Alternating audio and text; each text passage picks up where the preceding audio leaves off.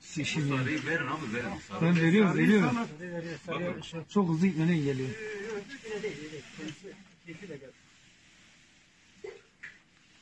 Bu çok tehlikeli ya. He? Sen hayvanı bağlamak için kemer almışsın.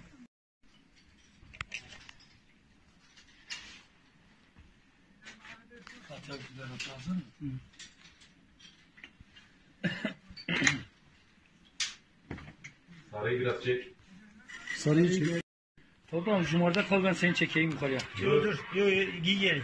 Tamam öyle gel.